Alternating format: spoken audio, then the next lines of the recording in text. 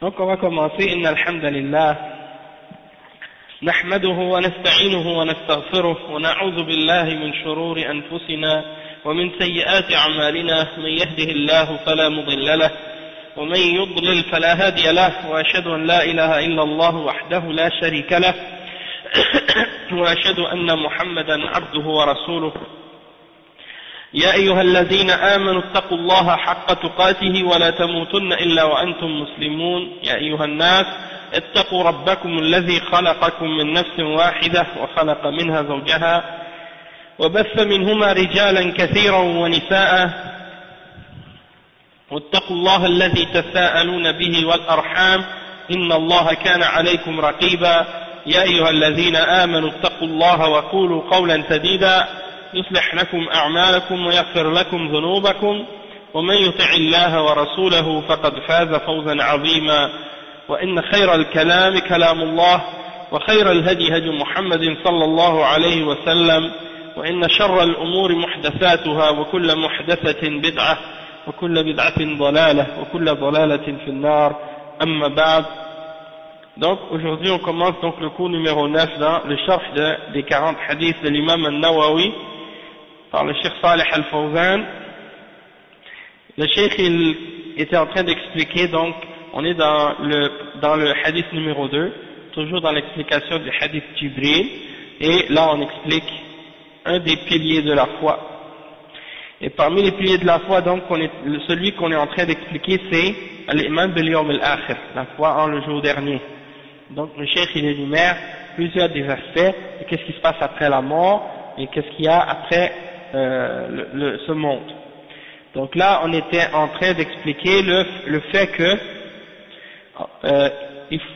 parmi les preuves ou les arguments pour prouver qu'il y a une vie après la mort, c'est le fait que s'il n'y avait pas de vie après la mort, ça voudrait dire que Allah subhanahu wa ta'ala aurait créé ce monde pour rien, sans sagesse, sans but, puisque à la fin, celui qui fait le bien durant sa vie et celui qui fait le mal durant sa vie, ils auraient la même conclusion, et donc il n'y aurait aucun mérite à faire plus de bien et il n'y aurait aucun blâme à faire le mal, puisque à la fin tout le monde aurait le même sort. Et ça c'est bien entendu une forme d'injustice et une sorte d'absurdité, et Allah subhanahu wa ta'ala il est exempté de toutes sortes d'attitudes ou de comportements qui indiquent ce genre de caractéristiques ou de défauts, de faire des choses pour rien ou sans sagesse ou des choses de ce genre. Donc le cheikh il dit فدل هذا على أن هناك دارا أخرى يجازى فيها المحسن بإحسانه والمسيء بإساءته ولو لم يكن هناك بعث لصاروا كلهم سواء المحسن والمسيء والمؤمن والكافر ليس هناك فرق في الدنيا وإنما الفرق في الآخرة. قال تعالى ويوم تقوم الساعة يومئذ يتفرقون فأما الذين آمنوا وعملوا الصالحات فهم في روضة يحبرون وأما الذين كفروا وكذبوا بآياتنا ولقاء الآخرة فأولئك في العذاب محضرون. وقال فريق في الجنة وفريق في السعير يتفرقون في البعث أما في الدنيا فهم سواء يعيشون كلهم وربما يكون الكافر أحسن حالا من المسلم من ناحية الثروة والمال والصحة وهو كافر والمؤمن يبتلى ويجوع ويمرض ويعرض له الأشياء المؤذية ويموت على هذه الحال لأن الله ادخر له الجزاء في الآخرة ويعطيه جزاء عمله في الآخرة لا يمكن أن يضيع عمله أبدا. Le cheikh il dit donc que ça veut dire, ça c'est la preuve qu'on a mentionnée, c'est la preuve que il y a une demeure dans l'au-delà par laquelle Allah va récompenser celui qui fait le bien pour son bien, et il va punir le mal de celui qui fait le mal, et donc, يعني وعليكم السلام ورحمة الله وبركاته. كيف الحال مختار؟ Je suis content de te voir aujourd'hui, parce que je m'attendais plus à te voir, je pensais que tu n'allais pas venir. J'avais désespéré de te voir aujourd'hui, donc ça fait la belle surprise, Inch'Allah. Et là, Inch'Allah. Khair, alhamdulillah. Donc, le cheikh il dit, donc Allah va récompenser celui qui fait le bien pour son bien, et celui qui a fait le mal pour le mal qu'il a fait, il va le punir pour le mal qu'il a fait. Mais s'il n'y avait pas de résurrection, alors tout le monde serait pareil, égaux. Celui qui fait le bien et le mal serait pareil, ils auraient la même conclusion. Le croyant et le mécréant, ils auraient la même conclusion. Et donc, il n'y aurait aucune distinction. Donc, le cheikh dit, la différence, elle est dans l'au-delà. Et c'est pour ça que Allah subhanahu wa ta'ala, il nous montre. Il dit, dans cette dunya, il n'y a pas de différence. Hein? Celui qui fait le bien ou le mal, dans cette vie d'ici-bas, quand il meurt pareil. Celui qui a fait le bien, il meurt. Celui qui a fait le mal, il meurt.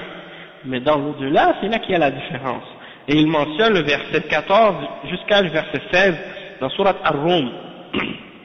Allah subhanahu wa ta'ala, il dit, et le jour où Allah va établir l'heure, ce jour-là, ils vont se séparer. C'est ce jour-là que Allah subhanahu wa ta'ala va séparer les hommes. Les croyants d'un côté, les mécréants de l'autre côté. Les gens qui ont fait le bien d'un côté, les gens qui ont fait le mal de l'autre côté. Ce jour-là, il y aura la séparation et la distinction. Dans cette vie, il n'y avait pas de distinction, mais dans l'au-delà, il y a la distinction. Alors il dit ce jour-là, le jour que l'heure est établie, c'est là que les hommes se sont divisés, vont être divisés. Ceux qui ont fait le bien, et ceux qui ont cru et qui ont fait les bonnes œuvres, ils seront dans des jardins, hein, ils vont être dans des jardins, ils vont être heureux, hein, de la récompense que Allah subhanahu wa ta'ala leur a préparée, tandis que ceux qui ont mécru et qui ont traité nos signes de mensonges, de même que la rencontre de l'au-delà, alors ceux-là seront dans un châtiment et ils ne vont pas s'en échapper. Donc, le verset, Surat Ar-Rum, verset 14 jusqu'à 16. Et dans le verset 7, dans Surat Shura, Allah il dit, Fariqun fil jannati wa fariqun fil sa'ir. Il y a un groupe pour le paradis et un groupe pour la fournaise, pour l'enfer. Ok? Donc, au jour de la résurrection, les gens sont divisés. Ceux qui, dans la dunya, ils étaient pareils. Ils vivaient tous ensemble. On vit tous ensemble sur la terre. Peut-être même que le kafir était dans un meilleur état, dans une meilleure situation que le musulman. Du point de vue de la richesse, du point de vue de l'argent, des biens, du point de vue de la santé. Il est meilleur, dans un meilleur état qu'un croyant parfois. Malgré que c'est un kafir. Hein? Et le mu'min, parfois on voit qu'il a des épreuves, il a de la faim, il a des maladies, il a toutes sortes de problèmes, de nuisances, de difficultés, et il meurt dans cet état-là. Il meurt dans cet état-là, et le cheikh il dit que Allah subhanahu wa ta'ala lui a préparé une récompense dans l'au-delà. Et il va lui donner la récompense de ses bonnes œuvres dans l'au-delà. Et il ne va pas faire, il va pas gaspiller ou il va faire en sorte que ses actions ne soient pas en vain. Hein, ils vont pas être perdus. Les actions qu'il a fait, il va être récompensé pour. Hein. Donc il y a des gens, des fois, ils font du bien, et puis ils oublient même qu'ils ont fait le bien. Mais Allah, lui, il l'a pas oublié. Et puis ils vont, Allah subhanahu wa ta'ala, il va lui remettre la récompense de tout ce qu'il a fait. Non, ça c'est un exemple que le cheikh donne, pour donner la situation de l'extrême. Dans le sens que, c'est vrai que des fois dans ce monde, il y a des croyants qui ont beaucoup de richesses, qui ont beaucoup de biens, puis qu'il y a des kuffars qui souffrent, qui ont de la maladie, qui ont de la difficulté. D'accord? Et il y a justement un exemple là-dessus. Mais là, le cheikh il donne l'autre exemple. Dans le cas où, imagine, parce que à la base, ce monde des ci-bas, il est créé pour les croyants. Et le bien, et toutes les richesses, et tout le plaisir, et toutes les bonnes choses dans cette vie d'ici-bas, Allah l'a créé pour les mu'minines, pour les croyants. Allah subhanahu wa ta'ala, il dit, dans une ayah dans le Coran, قل من حرم زينة الله التي أخرج لعباده والطيبات من الرزق قل هي للذين آمنوا في الحياة الدنيا خالصة يوم القيامة. Qui a interdit les belles choses, les belles parures et les bonnes choses du risque dans cette vie d'ici-bas pour les croyants, qui les a interdits? Et après il y a la réponse qui vient qui dit elles sont pour les croyants dans cette vie d'ici-bas et dans l'au-delà uniquement pour eux. C'est-à-dire que Allah les a créés dans cette vie d'ici-bas pour les croyants, mais il y a aussi des koufars qui en prennent du bien. Mais dans l'au-delà, c'est uniquement pour les croyants. Même dans l'au-delà, les koufars, ils demandent à l'enfer, ils demandent de leur faire tomber une goutte d'eau. Et puis, Allah leur donne pas. Une seule goutte d'eau. Et le prophète sallallahu alayhi wa sallam a dit, si cette vie d'ici-bas valait plus que l'aile d'une mouche, Allah n'aurait même pas donné à un kafir une goutte d'eau. Pour son ingratitude et son orgueil et son arrogance, le refus de reconnaître les grâces d'Allah et de remercier leur créateur pour qu'est-ce qu'Allah leur a donné, non. Alors ça c'est l'exemple que cette vie d'ici-bas elle est créée pour les mu'minines. Donc si les mu'minines dans cette vie ils ont le bien et qu'ils sont reconnaissants à Allah, Allah leur donne plus. Et ça je m'en souviens pas malheureusement. Mais si les koufars s'ils ont le mal, parce qu'ils ne méritent rien à la base, puisqu'à cause de leur mécréance, à cause de du fait que ils ont été ingrats envers leur créateur et n'ont même pas remercié Allah pour qu'est-ce qu'Allah leur donne. Donc ça, à cause de ça, ils ne méritent pas. C'est pas à cause de leur origine, ou de leur langue, ou de leur couleur, ou de des choses qui ne sont pas choisies, qui n'ont pas choisi eux-mêmes. C'est quelque chose qu'ils ont choisi eux-mêmes, puisque l'ingratitude qu'ils ont eue envers Allah, c'est quelque chose qu'ils ont choisi, qu'ils ont décidé eux-mêmes. Tandis que tu n'as pas choisi ton origine, ton pays, ta couleur, ta langue. Ça c'est des choses, Allah il a prédéterminé comme ça, et tu ne seras pas puni pour ça nécessairement. C'est par rapport à qu'est-ce que tu as rejeté de la vérité, ou qu'est-ce que tu as agi et qu'est-ce que tu as choisi par rapport au message et à la vérité, c'est là que tu vas être jugé. Mais bon, en ce qui concerne maintenant celui qui dans ce monde est croyant et qui n'a pas de bien, et le mécréant qui a toutes les richesses, si c'était comme ça et que tout le monde meurt et que c'est fini, où est-ce que serait la justice si c'était comme ça? Où est-ce qu'il serait le mérite de faire le bien et de s'abstenir de faire le mal? C'est comme les koufars qui disent non, il faut être honnête, il faut respecter la loi, il faut être des bons citoyens. Pourquoi? Pourquoi? Parce qu'il faut être un bon citoyen, parce que sinon tu fais du mal aux autres. Mais pourquoi? Qu'est-ce que ça change si tu fais pas le bien? Si quand tu vas mourir, tu vas à la même place que celui qui fait le mal, si tout le monde est fini et il n'y a plus rien après, qu'est-ce que ça change? Que tu aies fait le bien ou que tu n'aies pas fait le bien? Donc ça c'est l'exemple que le cheikh veut nous donner. Donc il dit فهذه أدلة البعث وهي أدلة عقلية وقرآنية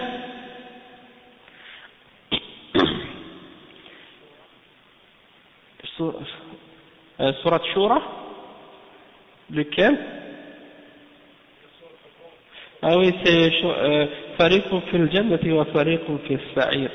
C'est le verset 7, Surat Shura.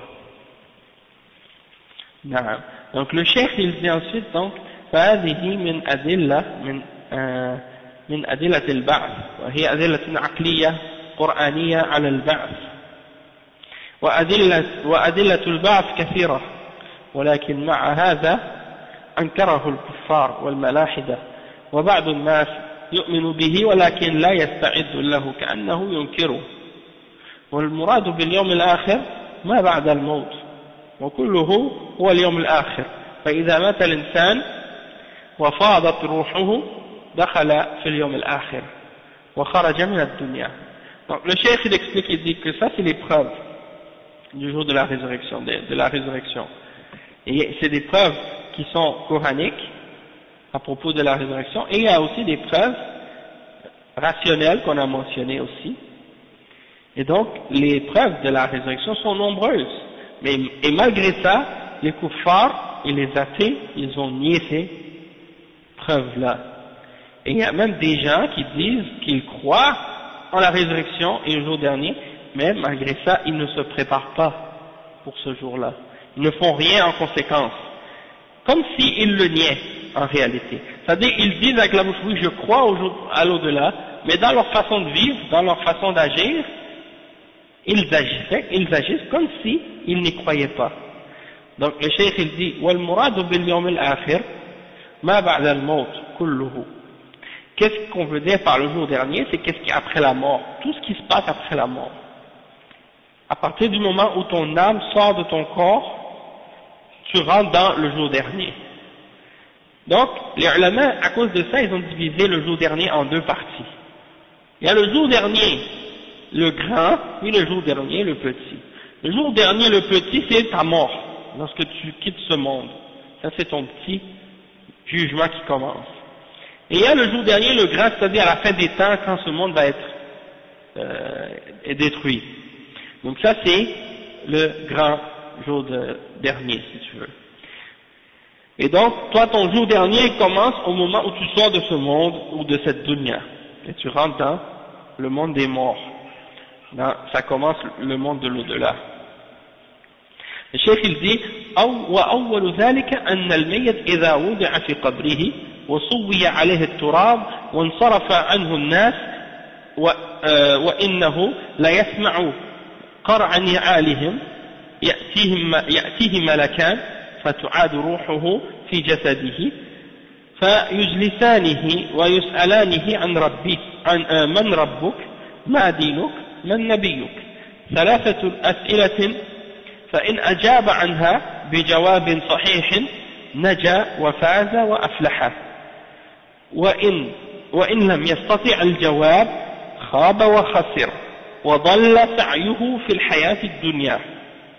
Le cheikh il dit le premier contact avec le monde de l'au-delà, c'est lorsque on te met dans ta tombe et qu'on commence à étendre la terre au-dessus de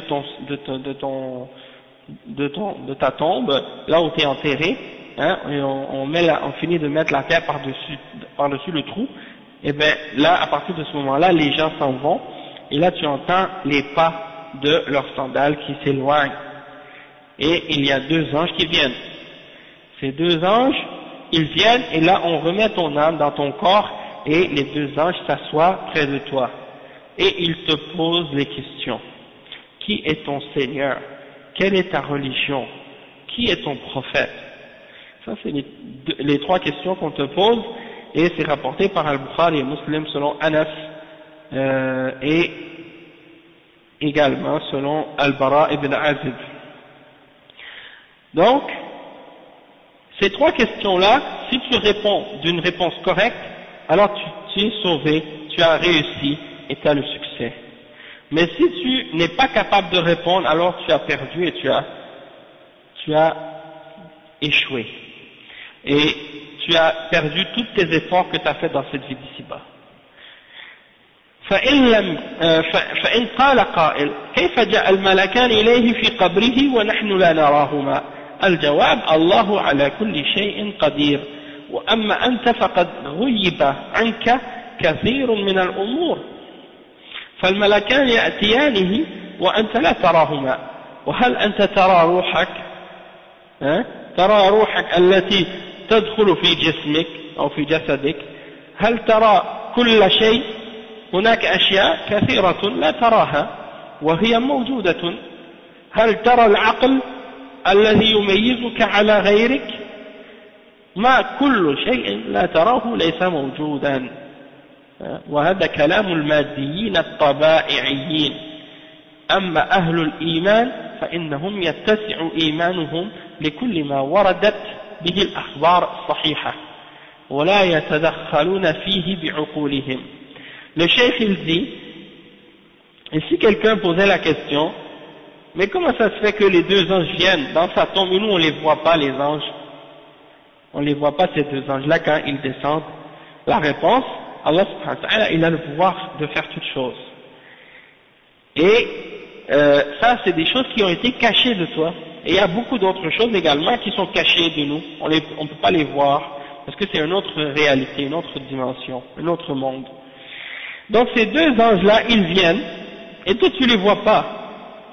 Est-ce que tu es capable de voir ton âme qui est à l'intérieur de ton corps? Non, tu n'es pas capable de le voir. Est-ce que tu vois toutes choses? Est-ce que tout ce qui existe, tu le vois? Non. Hein? Il y a des choses, nombreuses choses qui existent, tu ne peux pas voir. Et elles existent. Comme ta raison, par exemple, ton intelligence, est-ce que tu la vois? Non, tu ne peux pas la voir. Mais c'est ça ce qui te distingue des autres personnes. Hein? Il y a beaucoup de choses que tu ne peux pas voir, et pourtant tu sais qu'elles existent, ces choses-là. Hein? Donc, ça c'est la parole des matérialistes. Hein? Des matérialistes qui ne croient que en ce qu'ils voient, et en ce qu'ils peuvent toucher. C'est des choses, hein? C'est des choses, vraiment, des gens faibles d'esprit, qui ne voient que ce qu'ils peuvent toucher, ou ils ne croient qu'en ce que ces cinq sens peuvent connaître ou comprendre. Wa alaykum salam wa rahmatullahi wa barakatuh. Le cheikh il dit en ce qui concerne les gens de la foi, alors pour eux, avec leur foi, ils croient en toutes les informations qui sont authentiques qui leur ont été transmises. Et ils n'entrent pas avec leur raison dans ces informations-là. Tout ce qui est authentique, ils l'acceptent. فالملكان يأتيانه ويجلسانه ويستنطقانه من ربك ومن نبيك وما دينك فيقول المؤمن ربي الله وديني الإسلام ونبي محمد صلى الله عليه وسلم فينادي مناد أن صدق عبدي فافرشوه من الجنة ووسعوا له في قبره مد بصره وافتحوا له بابا إلى الجنة فيأتيه من روشها وطيبها ويرى منزله في الجنة فيقول يا رب أقم الساعة حتى أرجع إلى أهلي ومالي فيصير قبره روضة من رياض الجنة وإن كنا لا نشاهد هذا وقد يشاهده بعض من يطلعه أو يطلعه وقد يشاهده بعض من يطلعه الله عليه ولكن هذا ليس بلازم. Le cheikh explique, il dit, les deux anges, ils viennent et ils s'assoient et ils le font parler, ils posent la question, qui est ton Seigneur, qui est ton prophète, quelle est ta religion? Et le croyant, il répond, il dit, mon Seigneur c'est Allah, ma religion c'est l'islam, et mon prophète c'est Mohammed sallallahu alayhi wa sallam. Et donc, il y a quelqu'un qui crie et qui dit, hein, on entend une voix de quelqu'un qui appelle et qui dit, mon serviteur a dit vrai, étendez-lui un tapis du paradis dans sa tombe et élargissez-lui sa tombe de la distance de son regard, c'est-à-dire jusqu'où son regard peut regarder, et ouvrez-lui une porte vers le paradis, c'est-à-dire il y a une porte du paradis qui s'ouvre dans sa tombe et puis il y a du parfum et de l'air du paradis qui rentre à l'intérieur de sa tombe. Et on va lui dire, plutôt la personne qui est enterrée, ce croyant-là, il répond, ou bien il dit, oh mon Seigneur, fais que l'heure soit établie pour que je puisse retourner à ma famille et à mes biens. Donc il est pressé, il a hâte que le jugement dernier arrive parce qu'il a déjà un avant-goût de qu'est-ce qui l'attend dans l'au-delà et dans la suite des événements qui vont se produire. Et ça c'est rapporté par Abu Daoud, Ahmad dans Al-Musnad et Al-Tayalisi et Al-Bayhaqi dans Shu'ab al-Iman selon Al-Bara ibn Azib. Et le Cheikh Al-Albani, rahimahullah, dans Kitab Al-Janaiz, il a rapporté ce hadith-là en entier. C'est un long hadith qui décrit tout cet événement-là, qu'est-ce qui se passe dans la tombe. À partir du moment de la mort, quand les anges viennent prendre l'âme de la personne, jusqu'à les questions et etc. C'est vraiment un hadith qui fait réfléchir, qui est vraiment important. Subhanallah. Et le cheikh il dit, donc, sa tombe devient comme un jardin parmi les jardins du paradis. Même si nous, on n'est pas capable de voir ça. Et si tu prends la tombe de quelqu'un, tu rentres dans un cimetière, tu creuses pour sortir le corps dedans, tu vas pas être capable de voir ces choses-là dedans. Mais c'est autre chose, c'est une autre réalité. Et là, c'est une autre dimension, comme le frère dit. On peut pas nous être conscients de ça ou comprendre ça avec nos sens. La quatrième dimension, oui, c'est vrai. Il croit. Non, c'est vrai, oui. Ah. Donc c'est pour dire, il y a des choses qu'on ne peut pas voir avec nos yeux, ça ne veut pas dire qu'ils existent. Mais non plus, ça ne veut pas dire qu'on croit en n'importe quoi. Et c'est ça la différence, ou c'est ça la ligne qu'on trace entre la religion et les superstitions. Parce que la superstition, c'est quelqu'un qui croit en qu'est-ce qu'il ne peut pas voir, mais qui n'est pas supporté par aucune preuve de la révélation. C'est-à-dire qu'il invente des choses qui n'existent pas, et il n'y a pas de preuve pour les... Tandis que nous les croyants, on croit en qu'est-ce que Allah nous ordonne de croire parmi les choses qui sont affirmées authentiquement. C'est-à-dire soit c'est dans la révélation dans le Coran, ou soit dans la parole authentique du prophète Muhammad sallallahu alayhi wa sallam. Si c'est daïf, si c'est pas authentique, eh ben on l'accepte pas. Il y a des gens qui croient en n'importe quoi. Et ils basent leur religion sur des rêves, ou sur des choses comme ça, les soufis par exemple, ils croient en n'importe quoi. N'importe qui raconte une histoire, même si il n'y a aucun moyen de vérifier ces histoires-là, et puis ils les acceptent quand même. Et ils basent leur religion là-dessus. C'est ça la superstition. Et c'est ça qui est dangereux. Après le cheikh il dit,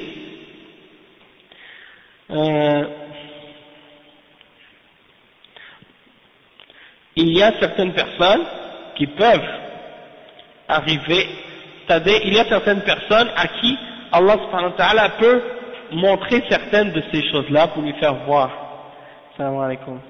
Mais c'est pas tout le monde. C'est pas tout le monde à qui Allah va montrer ça, et c'est pas nécessaire ou obligatoire que Allah le montre à tout le monde. Et le chef dit وأما المنافق المرتاب الذي عاش على الشك في الدنيا فإنه يموت على الشك فإذا سألاه قال من ربك قال لا أدري ما دينك قال لا أدري سمعت الناس يقولون شيئا فقلته من نبيك قال لا أدري لأنه في الدنيا لم يؤمن بقلبه وإنما تكلم بلسانه سمعت الناس يقولون شيئا فقلته من باب المجاراة لهم وهذا هو المنافق الذي يقول ما يقوله المؤمنون ويصلي ويصوم ولكن ليس في قلبه إيمان وإنما يفعل هذا من باب المداراة ومن باب التقية لأجل أن يعيش مع المسلمين فقط وهو لم يؤمن بقلبه. Le cheikh il dit, en ce qui concerne l'hypocrite ou celui qui a des doutes, wa alaykum salam wa rahmatullahi wa barakatuh.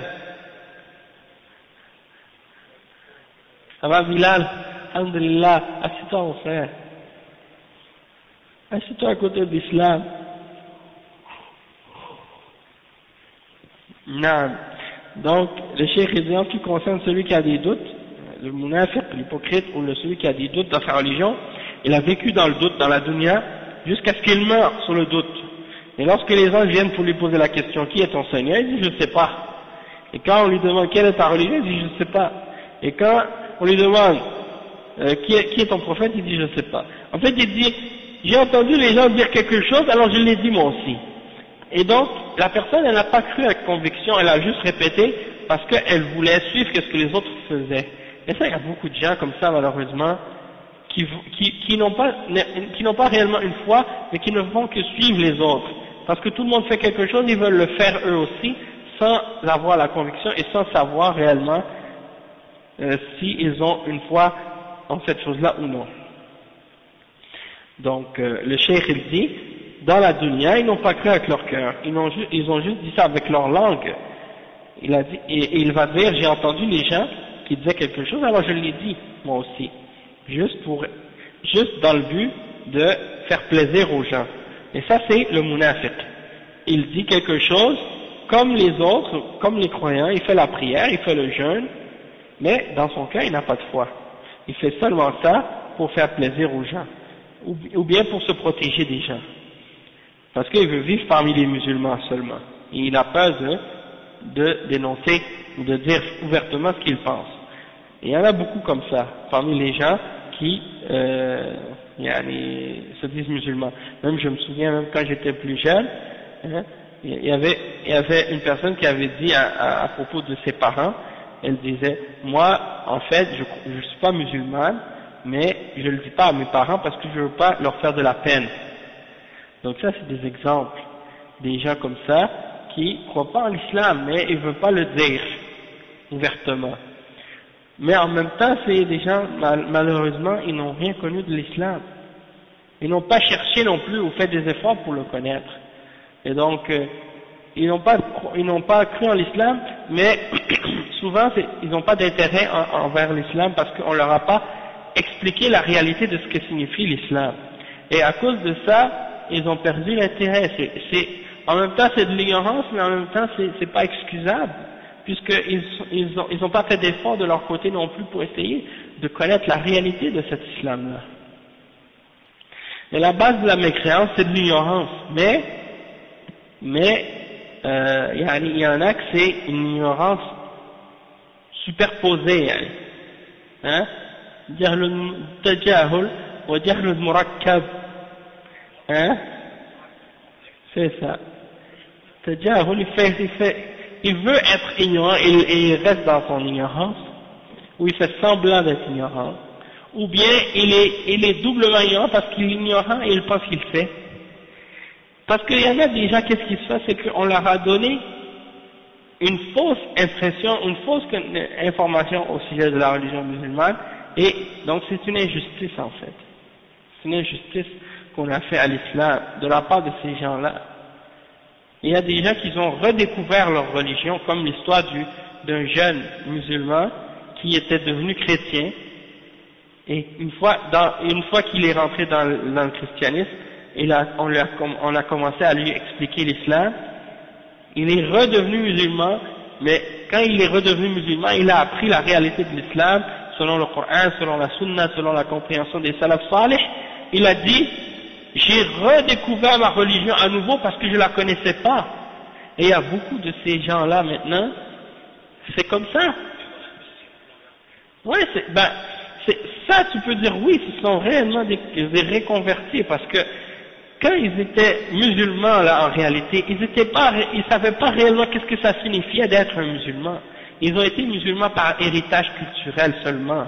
Et c'est pour ça qu'on se retrouve avec des gens ici à Montréal et ailleurs qui disent je suis musulman mais je suis pas croyante, ou je suis musulman culturel mais je crois pas en l'islam, ou des choses comme ça. Non, modéré, ça oublie ça c'est loin.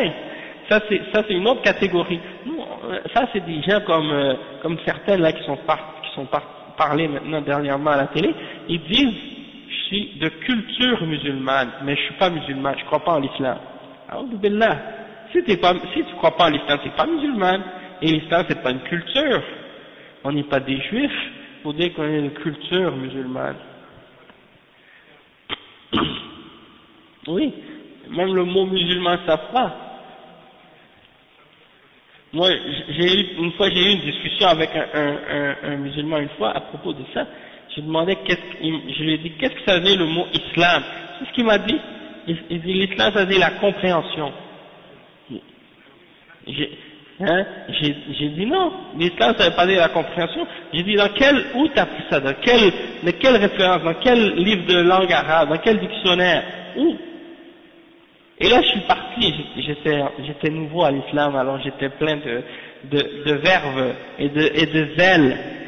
Et oui, alors je suis parti à la bibliothèque, j'ai ramené les Sanul Arab, et puis je lui ai montré la racine du mot islam, d'où ça vient, qu'est-ce que ça signifie.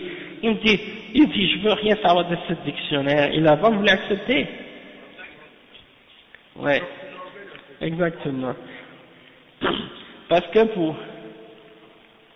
ouais. Donc c'est pour ça. Et quand je lui ai dit que Allah était au-dessus de son trône, il a dit, non, ça on peut pas le connaître avec la raison. Tu vois? Il voulait pas croire en cet attribut-là parce qu'il peut pas savoir avec sa raison. Donc, après j'ai compris. Ça c'est ce qu'on enseigne dans certaines universités, dans certains pays musulmans. Quand on leur enseigne l'islam, c'est les études philosophiques. C'est ça qu'ils apprennent. Ils n'apprennent pas la aqidah salafiyya.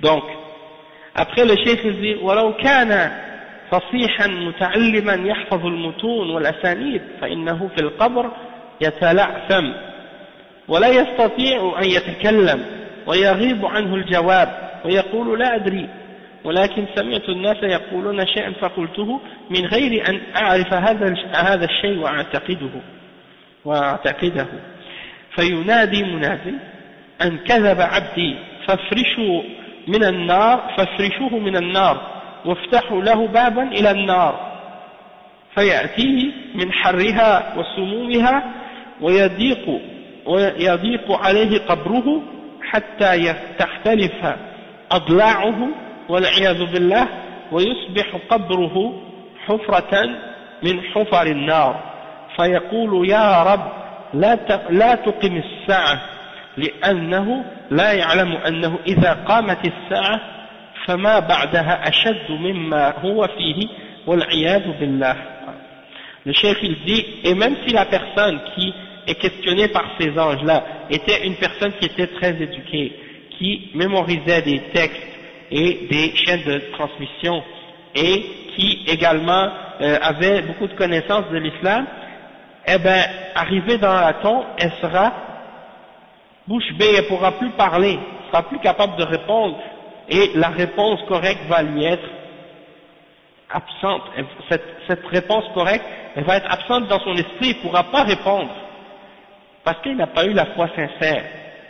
Donc il va dire, je ne sais pas, j'ai entendu les gens dire quelque chose alors je l'ai répété, hein, parce qu'il n'avait pas la foi sincère.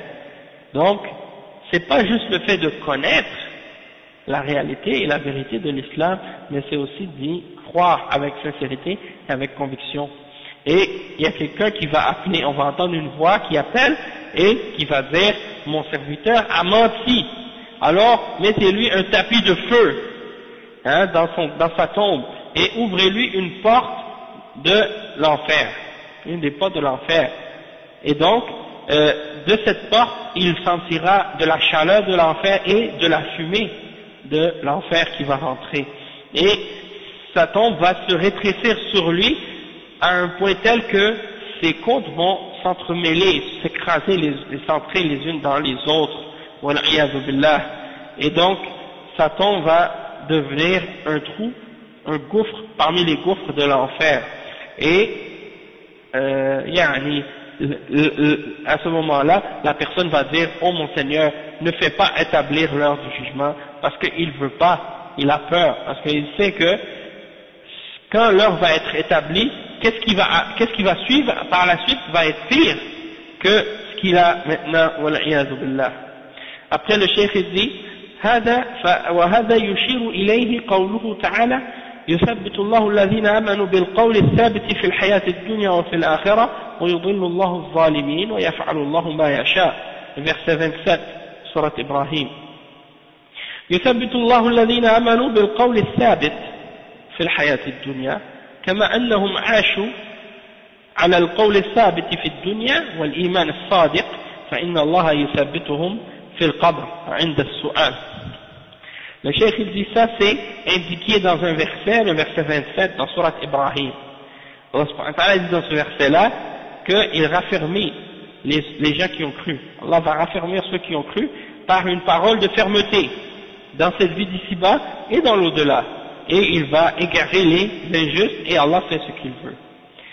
Donc, le cheikh explique ce verset-là en disant qu'il va raffermir les croyants par une parole de fermeté dans cette vie d'ici-bas comme ils ont vécu sur cette parole de fermeté dans la vie d'ici-bas, et avec une foi véridique, eh bien Allah subhanahu wa ta'ala va les raffermir dans la tombe également, et il va les aider lorsqu'ils auront à répondre à cette question qu'ils auront à répondre. ويضل الله الظالمين فلا يستطيعون الإجابة والأحاديث في هذا متواترة عن النبي صلى الله عليه وسلم. قال أبي العز وقد تواترت الأخبار عن رسول الله صلى الله عليه وسلم في ثبوت عذاب القبر ونعيمه لمن كان لذلك أهلا وسؤال الملكين فيجب اعتقاد ثبوت ذلك والإيمان به. وأهل السنة والجماعة مجمعون عليه ولم ينكره إلا المعتزلة الذين يعتمدون على عقولهم والعقلانيون الآن الذين هم أفراخ المعتزلة وهم على هذا المذهب. Le Cheikh il dit et il va égarer les injustes et ils ne vont pas être capables de répondre. Et les hadiths à ce sujet-là sont mutawatira, les chaînes de transmission à propos de ces hadiths-là, ils sont très très très nombreux. Plein de narrateurs qui ont transmis ces choses-là, et plein de hadiths qui mentionnent ces choses-là. Et donc, c'est obligatoire de croire en ça, parce que c'est des choses qui sont fermes dans les textes, confirmées. Et les gens d'Ahl Sunnah sont tous d'accord là-dessus. Et personne n'a nié ça, excepté les gens de bid'a parmi les Mu'tazila, qui se basent uniquement sur leur logique. Et les Aqlaniyoun, aujourd'hui, c'est des groupes de bid'a qu'on appelle Al-Aqlaniyoun. Ils suivent les Mu'tazila, ils appellent les Afrakh. Ouais, comme Al-Ghazali, et Mohamed Al-Ghazali, le contemporain qui est mort récemment, qui était en Algérie, là, à un moment donné, il a fait plus de 20 ans là, comme à l'université de Constantine. C'est ça. Et l'autre, Qaradawi aussi était là. Donc c'est pour dire. Comment il les appelle le frère Hassan Abu Asma Afrakh les poussins, c'est ça. Les poussins des Mu'tazila. Ouais. Les poussins d'Al Mu'tazila. Ah ouais, c'est ça, oui. C'est ça. Al-Aqlaniyoun, qu'est-ce qu'ils font? Al-Aqlaniyoun, pourquoi on les appelle Aqlaniyoun? Parce que eux, ils prétendent qu'ils suivent la raison. Et ils vont rejeter un hadith authentique parce que c'est pas logique selon eux. Qui trouvent que c'est pas logique. Donc, tu leur donnes un hadith sahih, ils disent, ah non, ça c'est pas logique. Subhanallah. Donc, le hadith de la mouche là, que le frère mentionne, c'est le hadith rapporté par, je pense qu'il est rapporté dans Al-Bukhari et Muslim, si je ne me trompe pas. En tout cas, il est authentique. Et, le prophète sallallahu alayhi wa sallam a dit, si une mouche tombe dans le breuvage de l'un d'entre vous, ou bien ce qu'il boit, alors qu'il le rentre et qu'il le sorte. Qu'il le rentre à l'intérieur et qu'il le sorte. C'est-à-dire qu'il rentre dans le liquide au complet et puis qu'il le jette par la suite. Parce que sur une aile il y a la maladie et sur l'autre il y a le remède. Alors, il y a un de ces aqlaniyin là, de ces soi-disant rationalistes, il a dit, moi je ne vais pas accepter ce hadith là, il dit je préfère croire à un médecin kafir que de croire au prophète sallallahu alayhi wa sallam dans ces affaires-là. Oui. Et après, supposément que les scientifiques ont démontré ça. Bon. Ouais. Et après, qu'est-ce qu'il y a un autre exemple dernièrement, justement, que j'ai trouvé sur Internet avec l'autre là. Omar Abdul Kafi. Le hadith à propos du lézard, des petits lézards. Et ben, le prophète sallallahu alayhi wa sallam a ordonné de les tuer, et il a dit que ce lézard-là, il y avait parmi les animaux, il y en avait celui-là qui soufflait sur le feu lorsque Ibrahim avait été jeté dans le feu. Ce lézard-là, lui, il soufflait sur le feu pour l'augmenter. Et puis, ouais, le lézard. Et donc, il a ordonné de le tuer. Il a dit que ça fait partie des fawasiq, des animaux mauvais qu'il faut tuer. Eh ben, subhanallah, qu'est-ce qu'il a, il a commencé à mentionner ça, puis il commence à se moquer de cette histoire. Et c'est un hadith sahih dans le Bukhari et tout. Ah oui, il riait. Et l'animateur de l'émission qui est avec lui, il est tellement mort de rire, il ne peut pas s'arrêter de rire. Et donc, il dit après que dans le hadith, il est rapporté avec la chaîne, et il mentionne an, et puis, yani, comme si en voulant dire, à la fin du hadith, c'est an, toute la page, il dit toute la page c'est an, et puis après, il mentionne le prophète Mohammed sallallahu alayhi wa sallam a dit ça. Il dit, nos livres sont remplis d'histoires comme ça. En voulant dire ça, c'est pas des choses vraies. Non, l'histoire d'Ibrahim, c'est dans le Coran, mais le hadith, par rapport aux lézards, tu comprends ce que je veux dire? Ouais. Donc c'est pour dire que ces gens-là, ils rejettent le hadith, pas parce que ils ont fait l'étude de l'isnad pour vérifier est-ce qu'il y a un narrateur qui est daïf. Par exemple, là c'est un hadith qui est sahih, puisqu'il est dans le Bukhari, les musulmans ne peuvent pas le rejeter. Hein? Mais si le hadith, il était, supposons, pas rapporté dans un sahih, et qu'il y avait un problème dans un des narrateurs, et que les ulama de hadith avaient parlé de ce hadith, et qu'ils avaient mentionné qu'il y a un problème, dans ce cas-là c'est autre chose, parce que tu retournes aux sciences du hadith qui a été expliqué et clarifié par les ulama. Mais là, toi, tu laisses ça de côté, tu te réfères même pas à la science du hadith, tu vas juste essayer d'utiliser ta raison, puis tu dis le hadith, non, je l'accepte pas. C'est comme Roger Garaudy, là, et l'autre, comment il s'appelle, Maurice Bucaille. Tout le monde applaudit pour ce livre, alors que dans le livre, il y a des choses graves. Et il rejette le hadith, par exemple, qui dit que il y a l'enfer, il a deux souffles, un l'été et un l'hiver. Le souffle de l'hiver, c'est là que vous voyez le froid intense, et le souffle de l'été, c'est là que vous avez la chaleur intense de l'été. Et lui, l'autre, il rejette ce hadith, Maurice Bucaille, dans son livre. Dans la section de hadith, il rejette plein de hadiths comme ça, en se basant sur sa logique, ou sur sa raison. Ouais, c'est un livre qu'il a fait pour soi-disant Non, mais ça c'est pour montrer que, soi-disant, c'est un scientifique qui s'est converti à l'islam, supposément, et, non, Maurice Bucaille, il a écrit un livre, la Bible, le Coran et la science. Mais dans ce livre-là, il se base sur la logique pour rejeter des textes authentiques de la Sunna. Tu vois? Donc ça, c'est des exemples de gens qui suivent la voie des Mu'tazila à l'époque actuelle. Il y en a plein comme ça aujourd'hui, qui remettent en question des règles de la charia en se basant sur leur logique. Ils disent, bon, par exemple, les règles de l'héritage, ça c'était à l'époque du prophète sallallahu alayhi wa sallam, c'était l'homme qui était chef de la famille, donc c'est normal que l'homme avait une plus grosse part de l'héritage. Maintenant, l'homme et la femme travaillent, donc il faut changer, puisque la société a changé, donc il faut changer les règles de l'héritage. Hein?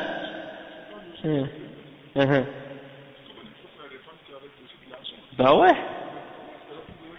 Exactement. Comme tu dis, il y avait des femmes à l'époque du prophète Mohammed sallallahu alayhi wa sallam qui travaillaient également, et qui avaient de l'argent plus que certains hommes. Et c'est mentionné même Khadija radiallahu anha, elle était une commerçante, elle était riche, et puis il y en avait beaucoup d'autres comme ça aussi. Donc le fait que cette soi-disant histoire que maintenant la société a changé, ça c'est pas un argument. Et en fait ça c'est des choses qui montrent que si la société a changé, ça prouve qu'elle a mal changé dans le sens que maintenant c'est rendu que les musulmans, les hommes, n'ont pas pris la responsabilité qu'ils ont envers la femme, et qu'on veut mettre les hommes et les femmes à égalité dans tout, alors que Allah n'a pas voulu qu'il y ait cette égalité-là. Et de contredire la loi d'Allah et la sagesse divine pour soi-disant satisfaire les intérêts et les passions des kuffars. Donc là c'est de dire, au lieu de dire on va changer la loi islamique pour faire plaisir à ces gens-là, le contraire, on va changer la société et faire en sorte que qu'est-ce qui se passe dans la société est en accord avec la charia. Hein, et de faire en sorte que les femmes, le mari meurt ou quelqu'un meurt, elles vont avoir la part que Allah leur a désignée de l'héritage. Peu importe que la société soit comme elle est. Il faut retourner à l'ordre d'Allah pour corriger les problèmes. Donc, ça c'est un exemple de aqlaniyin. On ne va pas s'attarder trop là-dessus, mais c'est juste pour vous faire comprendre qu'il faut faire attention à ces gens-là. Hein? Et moi je me rappelle quand j'étais converti, le frère qui m'a fait la da'wa au début, une fois on était assis, discutait avec lui, comme si on discutait avec lui, il m'a dit Sulayman, fais bien attention, l'islam c'est pas avec la tête. Hein? Il a dit, Ali radiyallahu anhu, il disait, si les ablutions c'était avec la tête, on aurait passé la main en dessous du pied au lieu de dessus. Hein?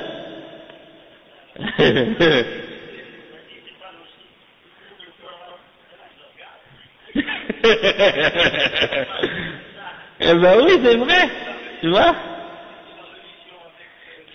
Ben ouais, avec la logique. On va passer le main en dessous des pieds pour nettoyer, pas par-dessus, on pense que c'est pour nettoyer. Mais Allah il sait pourquoi il nous a demandé de frotter ou de passer la main mouillée par-dessus et non pas par en dessous.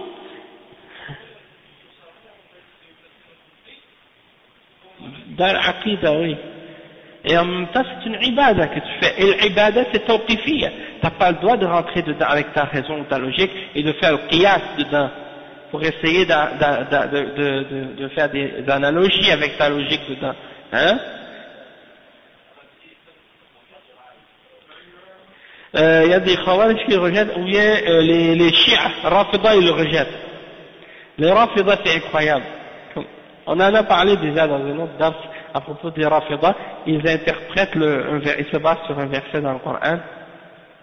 Pour eux, Al-Ka'b, c'est le dessus du pied. Hein? Et en tout cas, on ne rentre pas là-dedans, mais bon, bon, qu'est-ce qu'il dit le cheikh ensuite? Il dit, وهذا, est-ce qu'on est rendu là? Non, خلاص. Il dit, وهذا الذي يلاقيه في القبر أول اليوم الآخر. وإذا نجا الإنسان من القبر فما بعده أيسر منه وإن لم ينجو فما بعده أشد منه وأول بوابة لليوم الآخر هو القبر والدور ثلاث كما هو معلوم دور الدنيا وهو دار عمل وهي دار عمل ودار البرزخ وهو القبر وهو دار انتظار ودار القرار وهي الدار الآخرة وإن الآخرة لهي دار القرار فيستقر الإنسان فيها إلى الأبد في الجنة أو في النار فالآخرة تبدأ من الموت وأول ما يكون فيها عذاب القبر أو نعيم القبر فالقبر فاصل بين الدنيا وبين الآخرة وهو محطة انتظار ولذلك سمي بالبرزخ لأن البرزخ هو الفاصل بين الشيئين. Le cheikh dit donc que la première chose que tu vas rencontrer c'est la tombe.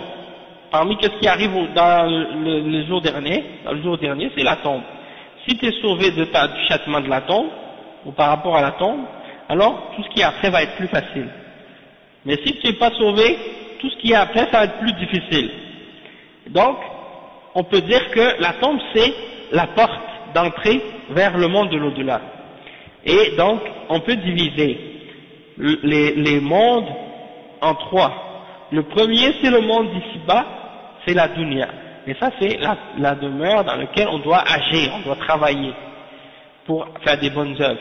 Ensuite, il y a Al-Barzakh, qui est la tombe, et c'est une salle d'attente entre ce monde et le monde de l'au-delà. Et, disons, le jugement et les autres choses qui vont se produire après. Et il y a Darul Qarar, c'est-à-dire la maison de la demeure éternelle, de la stabilité. C'est là où les gens vont rester. Hein, et il mentionne le verset 39, dans Surat Ghafir, où Allah subhanahu wa ta'ala, il dit que l'au-delà c'est Darul Qarar, c'est-à-dire la maison où on sera, où on demeurera et qu'on sera fixé ou établi là-bas, on va plus sortir une fois, c'est-à-dire une fois que les gens du paradis vont rentrer au paradis, ils vont rester là-bas. Et les gens de l'enfer, ils vont rester en enfer, puis ils vont plus sortir. C'est-à-dire après qu'on ait fait sortir les pécheurs parmi les musulmans, une fois qu'ils sont rentrés au paradis, après ceux qui sont restés en enfer parmi les kuffars et les mushrikins, ils sortiront plus jamais, et les croyants, ils sortiront plus jamais du paradis. Et donc, c'est soit dans le paradis pour l'éternité ou l'enfer pour l'éternité. Donc, l'au-delà commence à partir de la mort, et la première chose que tu connais de l'au-delà, c'est la tombe, soit le délice de la tombe ou le châtiment de la tombe. Et la tombe, donc, c'est c'est ça qui vient trancher entre ce monde d'ici-bas et le monde de l'au-delà, c'est la limite. Et c'est une période d'attente. Et on l'appelle barzakh justement parce que c'est le barzakh, c'est qu'est-ce qui sépare deux choses. Wa alaykum salam wa rahmatullahi wa barakatuh. وكذلك من الإيمان باليوم الآخر الإيمان بأن الله يبعث هذه الأجسام من قبورها فتقوم لرب العالمين متكاملة الخلقة كما كانوا في الدنيا متكامل الخلقة لا يضيع منها شيء فإذا نفخ إسرافيل في السور النفخة الثانية طارت الأرواح من السور وهو القرن ودخلت كل روح في جسمها ثم نفخ فيه أخرى فإذا هم قيام ينظرون ثم يؤمرون بالمسير إلى المحشر فيخرجون من الأجداث سراعا يعني بسرعة فلا يتخلف أحد أو يختفي أحد كلهم يسيرون إلى المحشر يقومون من قبورهم ويساقون إلى المحشر فيحشرون فيه ويقفون فيه على أقدامهم من أول الخلق إلى آخرهم في موقف واحد حفاة عراة غرلا. Le Cheikh il dit ainsi que parmi les choses qui font partie de la foi en l'au-delà, il y a que Allah va ressusciter les corps de leur tombe et il va faire en sorte qu'ils sont debout devant le Seigneur des mondes et ils vont être créés parfaitement comme ils étaient créés la première fois. Donc celui qui avait perdu un bras ou perdu une jambe ou qui avait été circoncis ou des choses comme ça, il va être créé comme il était la première fois, complet.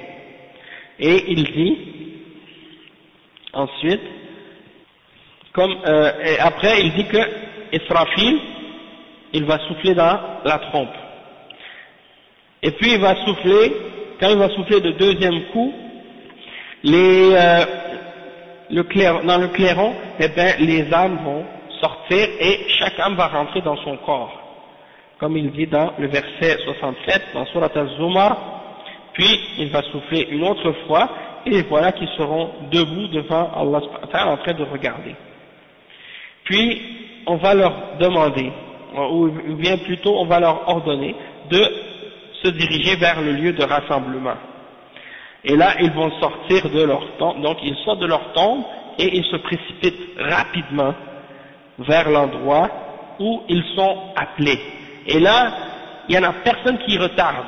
Et il n'y en a personne non plus qui peut se cacher pour dire moi je ne vais pas y aller, je vais rester derrière. Non, tu peux pas. Donc, tout le monde marche sur leurs pieds, à pied, et tout le monde, le premier homme jusqu'au dernier homme, tout le monde sont ensemble, dans un seul endroit, dans un seul et même endroit.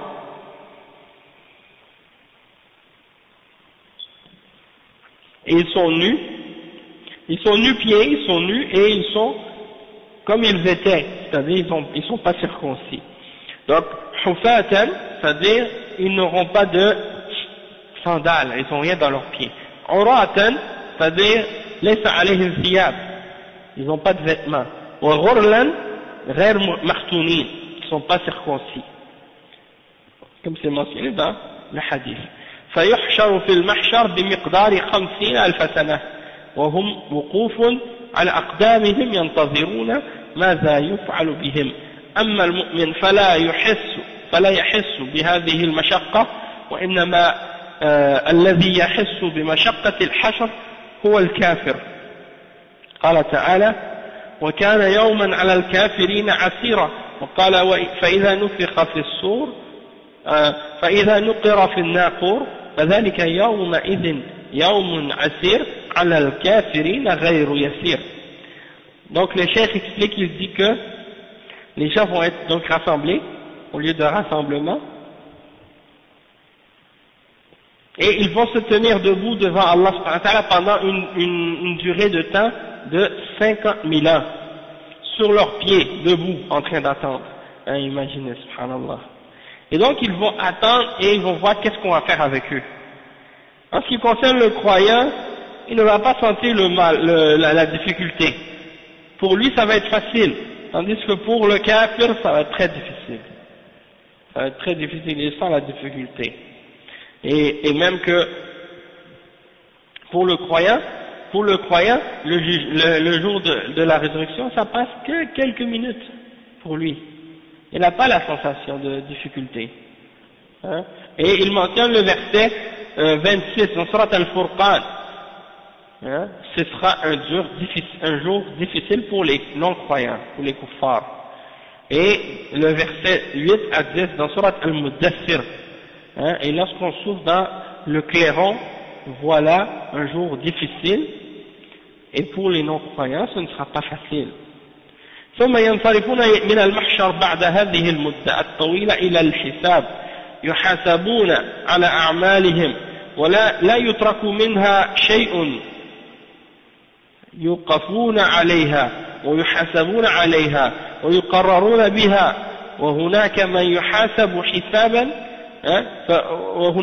يحاسب فيدخل الجنة بغير حساب كما في حديث 70,000 الذين يدخلون الجنة بلا حساب ولا عذاب.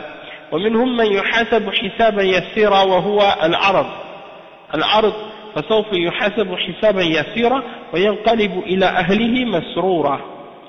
يعني ومنهم من يناقش الحساب قال صلى الله عليه وسلم من نوقش الحساب عذب. وهذه الأصناف الثلاثة في حق المؤمنين، فالمؤمن يحاسب حسابا موازنة بين حسناته وسيئاته، أما الكافر فلا يحاسب حسابا موازنة لأنه ليس له حسنات ولكنه يحاسب حساب تقرير ويقرر بأعماله حتى يعترف بها.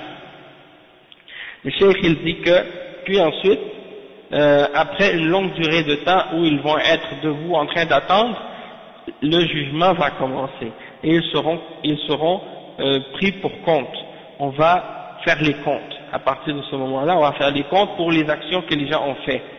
Et rien ne sera laissé. Hein? Et ils vont être arrêtés à chaque action qu'ils ont fait et ils vont être demandés des questions et des comptes au sujet de chacune de leurs actions. Et on va leur demander d'accepter, est-ce qu'ils acceptent ou est-ce qu'ils sont d'accord avec cette action, avec le fait qu'ils ont fait cette action-là. Et le cheikh il dit, il y en a qui vont rentrer au paradis direct, ils vont pas avoir de compte à rendre du tout, ils vont entrer sans compte, sans questionnement, rien. Et ça c'est mentionné dans le hadith des 70 000 qui rentrent au paradis sans jugement, sans compte ni châtiment, comme c'est rapporté par Al-Bukhari et Muslim selon Ibn Abbas. Et il y en a d'autres qui vont être jugés avec des comptes, mais qui vont être, on va leur faire des comptes très faciles, et on va juste leur montrer ou leur présenter, on va juste passer par-dessus en fait, on va juste passer par-dessus leurs comptes et les actions qu'ils ont fait pour leur faire témoigner ou pour leur faire dire par exemple est-ce que vous avez pas fait ça, est-ce que vous n'avez pas fait ça, est-ce que vous n'avez pas fait ça, et ainsi de suite. Bon, Allah il dit dans le verset 8 et 9 dans Surat Al-Inshiqaq et on va lui donner un jugement facile, et il va retourner vers sa famille heureux. Tandis qu'il y en a d'autres qui vont être questionnés par rapport au jugement. Non, en fait, c'est pas de faire venir le jour du jugement, c'est que ça c'est lorsque les gens attendent. Pendant le jour de la résurrection, les gens sont debout en train d'attendre, et étant donné que le soleil est près de leur tête et qu'il fait chaud et que tout le monde est là et qu'ils attendent pendant longtemps, eh bien ils cherchent quelqu'un pour intercéder en leur faveur pour que Allah commence le jugement. Mais le hadith mentionne que c'est les hommes qui sont réunis et qui attendent le jugement. Donc c'est pas mentionné, parce que ce sont des... C'est-à-dire pour les croyants ça va être facile, pour les vrais croyants ça va être sans difficulté, mais pour les non-croyants ou pour les musulmans, peut-être ceux qui ont fait des péchés aussi, ils vont peut-être sentir une petite difficulté aussi selon le niveau de leurs actions. Wallahu a'lam.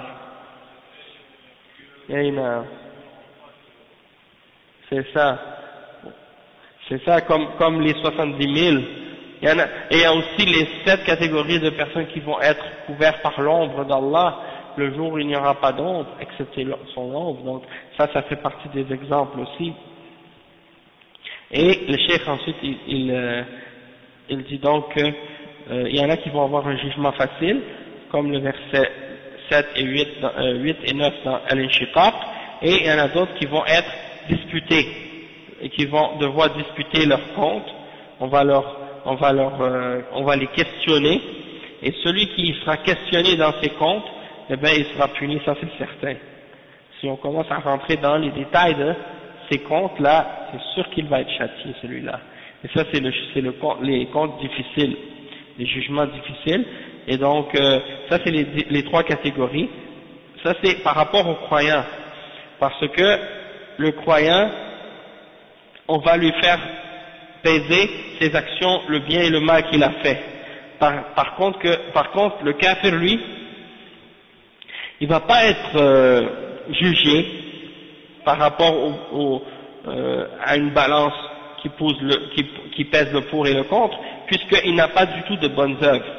Donc, il va seulement être jugé dans le sens qu'on va lui faire reconnaître les choses qu'il a fait, qu'est-ce qu'il a fait, et puis il aura juste à reconnaître, c'est tout. Ensuite le cheikh il dit ثم بعد ذلك الموازين فتوزن الأعمال الحسنات والسيئات بميزان حقيقي له كفتان توضع الحسنات في كفة والسيئات في كفة. قال تعالى فمن ثقلت موازينه فأولئك هم المفلحون ومن خفت موازينه فأولئك الذين خسروا أنفسهم في جهنم خالدون. فأما من ثقلت موازينه فهو في عيشة راضية وأما من خفت موازينه فأمه هاوية، يعني موازين أعماله فتوضع حسناته في كفة وسيئته في كفة، فأيهما رجح فإنه يأخذ جزاءه بموجب ذلك من رجحان الحسنات أو رجحان السيئات، فهذا من عدل الله أنه لا يظلم أحدا بل يجازي الإنسان بعمله. Donc le cheikh explique, il dit, puis ensuite il y a les balances, et donc cette balance elle va peser les bonnes œuvres et les mauvaises, pour les croyants. Donc c'est une vraie balance réelle, elle a deux plateaux, deux bases, et on met dedans d'un côté les hasanat et d'un autre côté les péchés, les sayyi'at. Et Allah subhanahu wa ta'ala il parle de ça dans le verset 102 et 103 dans Surat Al-Mu'minun.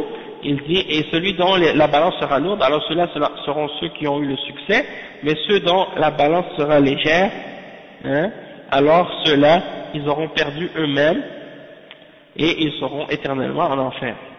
Et le verset 6 à 9 dans Surat Al-Qari'ah, Allah subhanahu wa ta'ala dit, et celui qui a une balance qui a été lourde, alors ils seront dans une vie agréable, et celui dont la balance sera légère, alors sa destination sera l'enfer en fait. Donc c'est ça la signification.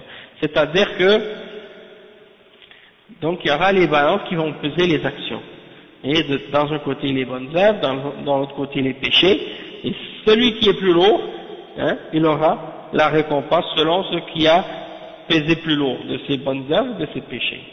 Et ça fait partie de la justice d'Allah subhanahu wa ta'ala. Il ne fait d'injustice envers personne, et il récompense chaque homme selon ses actions.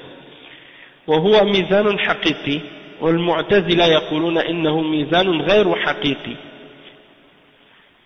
وإنما معناه إقامة العدل وهو ميزان معنوي معناه العدل بين العباد وليس لهم دليل إلا عقولهم أو إلا عقولهم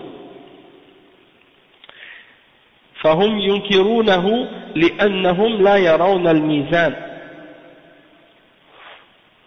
وهم لا يؤمنون بالغيب فهذه آفة الاعتماد على العقول لأن المؤمن لا يعتمد على عقله في كل شيء.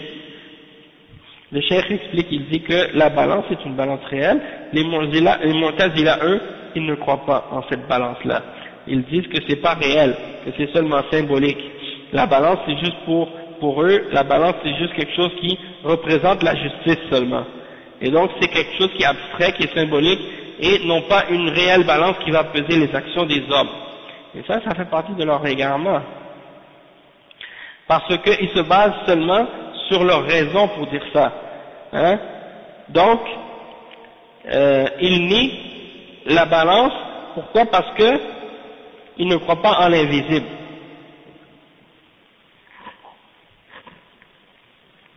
Et ça, c'est le problème du fait de se baser sur sa raison.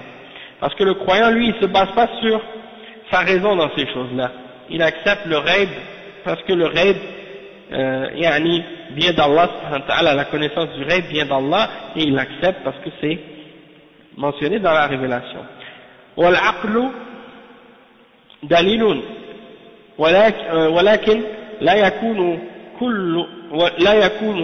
كل شيء هناك أشياء لا يدركها العقل لا يكون هو كل شيء هناك أشياء لا يدركها العقل فالأمور المغيبة لا يدركها العقل فلا تحكم عقلك فيها وإنما يعتمد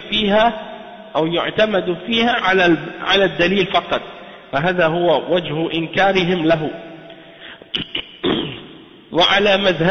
وعلى مذهبهم الباطل أن الذي لا يشاهدونه ولا يرونه أنهم ينكرونه أو يؤولونه بغير معناه فهذا لا ينكرون لفظ الميزان ولكن ورد في القرآن والوزن يومئذ الحق فمن ثقلت موازينه فأولئك هم المفلحون ومن خفت موازينه فأولئك الذين خسروا أنفسهم في جهنم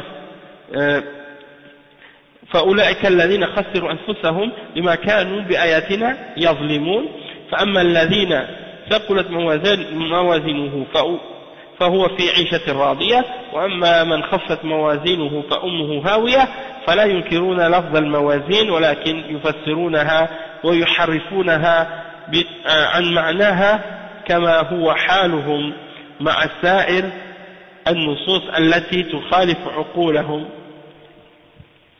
ويحرفونها عن معناها الصحيح أما أهل الحق فإنهم يؤمنون بها على حقيقتها ويكلون كيفيتها إلى الله سبحانه وتعالى. Donc le cheikh il dit que la raison c'est une preuve, mais elle n'est pas une preuve de tout, dans toutes les choses. Il y a des choses que la raison ne peut pas connaître, comme les choses invisibles. C'est des choses que la raison ne peut pas atteindre. Et donc tu ne peux pas juger dedans en te basant sur ta raison. Ta raison, elle s'arrête là où tes cinq sens s'arrêtent. Après tes cinq sens, bon, il y a des idées, il y a des choses peut-être, oui, comme les maths, tu peux arriver à comprendre, c'est des choses abstraites, que tu peux faire des calculs et tout. Mais en dehors de ces choses-là, ce que tu peux pas voir, ce que tu peux pas entendre, ce que tu peux pas toucher, ce que tu peux pas sentir, eh bien, tu peux pas les connaître avec ta raison. Parce que ce sont des choses qui sont abstraites et qui sont invisibles. Ce sont des choses qui sont pas, c'est-à-dire c'est des choses que tu peux pas voir, que tu peux pas toucher dans ce monde. D'accord? Mais ça ne veut pas dire que tu dois les nier. Hein? Même si ta raison n'arrive pas à les reconnaître ou à les comprendre, c'est pas une preuve que ces choses-là n'existent pas. Parce qu'on a des preuves de la révélation qui nous disent que ces choses-là existent. Après, le cheikh, il dit, donc, ne juge pas en te basant sur ta raison, mais base-toi sur la raison, sur la preuve, base-toi sur la preuve. Mais les Mu'tazila et les rationalistes, eux, ils nient des choses de la révélation en se basant sur leur raison, et ils agissent comme s'il n'y avait pas de révélation. Et souvent on entend ça, des prêcheurs islamiques à l'époque actuelle comme ça qui disent aux gens, utilise ton intelligence, hein, utilise ton intelligence. Et donc, si c'est l'intelligence, si ta raison puis ton intelligence qui t'explique, qui te fait comprendre la religion, alors pourquoi on a besoin d'une révélation alors? Pourquoi on a besoin d'un Coran et d'une Sunna, hein, si la raison elle a déjà les réponses à toutes les questions? Alors pourquoi Allah nous a révélé une révélation, hein? Donc ça c'est un exemple. Ces gens-là n'ont pas besoin de Coran, ces gens-là n'ont pas besoin de la Sunna parce qu'ils se basent pas sur la révélation, ils se basent sur leur tête. Et le cheikh il dit donc que ça c'est en se basant comme c'est pour ça qu'il nie ces choses-là, ces informations-là à propos du rêve, parce qu'ils se basent sur leur raison. Ils disent qu'ils se basent sur leur raison et sur leur fausse voie, hein, la secte des Mu'tazila. Ils ne croient pas en ce qu'ils ne peuvent pas voir avec leurs yeux. S'ils ne sont pas témoins de quelque chose, ils le nient. Et ils déforment la réalité des significations des textes. Donc, ils ne nient pas le mot mizan, le mot balance, hein, en arabe, c'est mizan, la balance. Eux, ils ne nient pas le mot, ils l'acceptent. Le problème, c'est qu'ils déforment la réalité de sa signification dans la religion. Qu'est-ce que ça veut dire la balance dans la religion? Dans le Coran, ça veut dire quoi? C'est une balance réelle avec laquelle Allah va faire peser nos œuvres et nos actions au jour de la résurrection. Et eux, étant donné qu'ils ne croient pas en ça ils trouvent que c'est pas logique, ils le rejettent. Et ils disent comment une balance peut peser des actions, hein? Comme par exemple si tu récites le Coran, comment le Coran va peser ta récitation de Coran, hein? Ils peuvent pas croire ça. Donc ils disent c'est abstrait, c'est pas réel, c'est juste une balance symbolique. En réalité on parle de la justice et non pas c'est ça. Ils disent la balance c'est symbolique, ça veut dire que c'est la justice seulement. Et comme le frère il disait ici, ils pensent que comme quand tu regardes le monde à l'extérieur, comment Allah l'a créé, eh ben eux ils pensent qu'Allah n'est pas capable de créer un monde différent de ce monde-là, hein? Ou avec avec des balances qui peuvent peser nos actions. Ils pensent que Allah n'est pas capable de faire ça. Et c'est ridicule. Et le cheikh il dit, et il nous enseigne encore une fois le verset qu'on a lu tout à l'heure, dans Surat Al-A'raf, le verset 8 et 9, et il nous enseigne encore une fois le verset dans Surat Al-Qari'ah, et donc il dit ensuite, donc il ne nie pas le terme ou le mot Al-Mawazin, c'est-à-dire il nie pas le mot les balances, le nom de la balance lui-même, mais qu'est-ce qu'ils font, c'est qu'ils le réinterprètent et ils déforment la signification de la balance. Ils font le ta'wil, ils font ta'wil de la religion. Et ça c'est dangereux, Yann. Donc ça c'est leur état avec tous les autres textes qui sont en contradiction avec leur raison aussi, ils les déforment de leur vraie signification. En ce qui concerne les gens qui suivent la vérité, alors ceux-là sont des croyants. أما أهل السنة أهل الحق فهم يؤمنون بها على حقيقتها. En ce qui concerne les gens de la sunna, ils croient en ces attributs-là tels qu'elles sont, dans leur réalité, dans leur sens réel. Bon, qu'est-ce qu'il dit le cheikh? Il dit, en ce qui concerne les gens qui sont sur la vérité, alors eux ils croient tels quels, et ils remettent le commun de cette balance à Allah subhanahu wa ta'ala. ثم هناك تطاير الصحف فأما من أوتي كتابه. Bon, on peut s'arrêter ici. Ok. سبحانك اللهم وبحمدك أشهد أن لا إله إلا أنت أستغفرك وأتوب إليك.